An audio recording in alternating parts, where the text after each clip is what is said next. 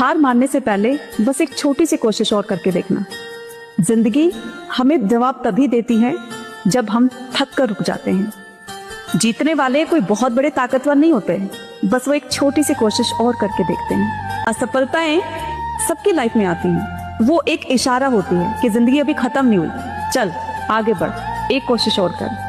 हर एक सबक एक इशारा होती है, हर एक सुबह हमारे लिए एक नया मौका लेकर आती है कुछ नया करने का। याद रखना, जब चलते चलते कभी थक जाओ तो आराम कर लेना, लेकिन कभी गिव अप मत करना, क्योंकि हो सकता है आपका अगला कदम